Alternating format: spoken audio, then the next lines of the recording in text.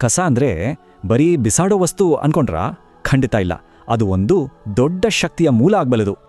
ಹಾಗಿದ್ರೆ ನಾವು ದಿನ ಬಿಸಾಕೋ ಕಸದಿಂದಲೇ ಫ್ರೀ ಕರೆಂಟ್ ತೆಗಿಬಹುದಾ? ಬನ್ನಿ ಇದ್ರ ಬಗ್ಗೆ ನೋಡೋಣ. ಮೊದಲು ಈ ಸಮಸ್ಯೆ ಎಷ್ಟು ದೊಡ್ಡದಿದೆ ಅಂತ ಅರ್ಥ ಮಾಡ್ಕೊಳ್ಳೋಣ. ಭಾರತ ಒಂದು ದೊಡ್ಡ ಸವಾಲನ್ನು ಎದುರಿಸ್ತಿದೆ. ಪ್ರತಿದಿನ ಲಕ್ಷಾಂತರ ಟನ್ ಕಸ. ಯೋಚನೆ ಮಾಡಿ, ನಮ್ಮ ಮನೆ, ಫ್ಯಾಕ್ಟರಿ, ಅಂಗಡಿಗಳಿಂದ ಇಷ್ಟೊಂದು ಕಸ ಬರುತ್ತೆ. ಇದರ ಎಫೆಕ್ಟ್ ಏನಾಗ್ತಿದೆ? ಚರಂಡಿಗಳೆಲ್ಲ ಬ್ಲಾಕ್, ನದಿಗಳು ಹೊಲಸು. ಅಷ್ಟೇ ಅಲ್ಲ, ಇದರಿಂದ ರೋಗ ರುಜಿನಗಳು ಹರಡ್ತಿವೆ. ಆದ್ರೆ ಇಷ್ಟೆಲ್ಲ ಸಮಸ್ಯೆ ಇದ್ರೂ ಒಂದು ಸೊಲ್ಯೂಷನ್ ಇದೆ. ಅದಕ್ಕೆ ಸಿಂಗಾಪುರದ ಯಶಸ್ವಿ ಮಾಡೆಲ್ ನೋಡೋಣ. ಇಲ್ಲಿ ವೇಸ್ಟ್ನಿಂದ ಎನರ್ಜಿ ಮಾಡೋದು ತುಂಬಾನೇ ಸಿಸ್ಟಮ್ಯಾಟಿಕ್. ಇದರಲ್ಲಿ ಮುಖ್ಯವಾಗಿ 4 ಸ್ಟೆಪ್ಸ್ ಇವೆ. 1 ನಿಮಿಷ. ಕಸ ಸುಟ್ರೆ ಪೊಲ್ಯೂಷನ್ ಆಗಲ್ವಾ? ಹೌದು, ಇದು ಎಲ್ಲರಿಗೂ ಬರೋ ಸಹಜವಾದ ಪ್ರಶ್ನೆ. ಇದಕ್ಕೆ ಉತ್ತರನೂ ಇದೆ.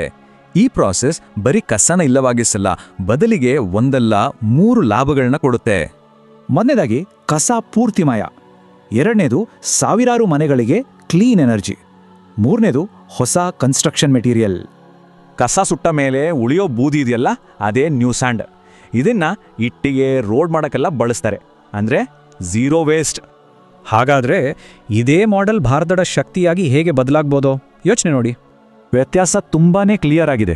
ಒಂದ್ ಕಡೆ ಹೊಲದಲ್ಲಿ ಕಸ ರಾಶಿ, ಇನ್ನೊಂದ್ ಕಡೆ ಅದೇ ಕಸದಿಂದ ಪವರ್ ತೆಗೆಯೋ ಪ್ಲಾಂಟ್. ಇದರಿಂದ ನಮ್ಮ ನಗರಗಳು ಕ್ಲೀನ್ ಆಗುತ್ತೆ, ಹೊಸ ಕೆಲಸಗಳು ಸಿಗುತ್ತೆ, ಹಳ್ಳಿಗೂ ಕರೆಂಟ್ ತಲುಪಿಸ್ಬೋದು. ಸರಿ, ಹಾಗಾದ್ರೆ ಈ ಬದಲಾವಣೆಯೆಲ್ಲ ಶುರು ಮಾಡೋದು ಹೇಗೆ? ಇದು ತುಂಬಾ ಇಂಪಾರ್ಟೆಂಟ್ ಪ್ರಶ್ನೆ. ನೋಡಿ, ಈ ಚೇಂಜ್ ಬರೀ ಸರ್ಕಾರದ ಕೆಲಸ ಅಲ್ಲ, ಜನರಲ್ಲಿ ಇದ್ರ ಬಗ್ಗೆ ಅರಿವು ಮೂಡೋದು ತುಂಬಾನೇ ಮುಖ್ಯ.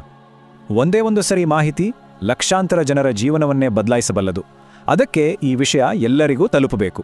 ಒಂದ್ಸಲ ಯೋಚನೆ ಮಾಡಿ, ನಾವು ಇವತ್ತು ಎಚ್ಚೆತ್ಕೊಳ್ಳದಿದ್ರೆ ಇನ್ಯಾವಾಗ?